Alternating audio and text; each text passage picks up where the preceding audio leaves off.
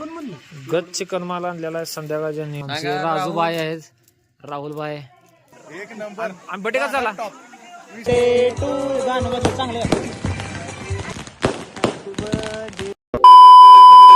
शुभ सकाळ दोस्तांनो. आज विधीच्या बड्डेचा दिवस आहे. गावाकडील 4था दिवस माझा. मंगेशाला बेंगलोरवरून त्याला चाललोय भेव गाठावाण्याला. चला भेव गाठाव भेटू, चहा पिऊ. आता चहा करा घेतलेला अंकल ना आणि चहा मध्ये बुकी टाकली आणि साखरच टाकली. अंकल कसा चहा होता?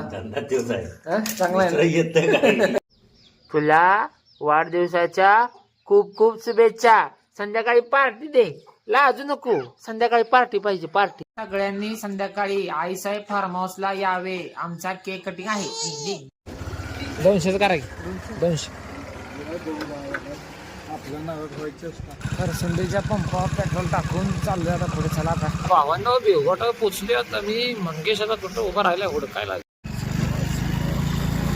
झाले एवढ्या बेवघाटावरती. आता मंगेशला पिकअप करून फुलटो गारळेवाडी थांबलो नाश्ता करायला. मसाला डोसा मागवले. नाश्ता करून आता घराकडे चाललेलो आहे भेवघाटात खाली.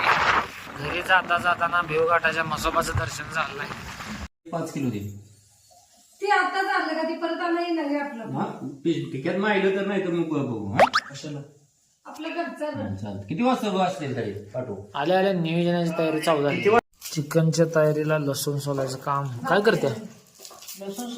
कसं आणि ती म्हणजे खरंच मी लई खाल्लेली दिसाली. काय दिसते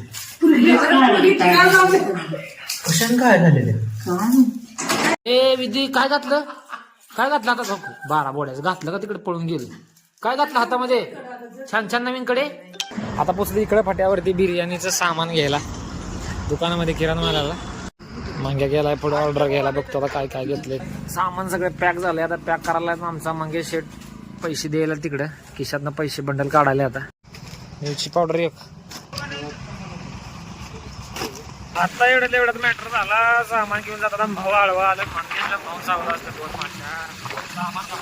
विधीचे आतू विधूला गिफ्ट घेऊन आले गोडा. हे कसला गोडा बघू. बर्थडे गर्ल बाहेर खेळत आहे आजोबा सोबत. आतमध्ये चालली बिर्याणीची तयारी. मम्मी हे करत आहे. सकाळ धरणं करते.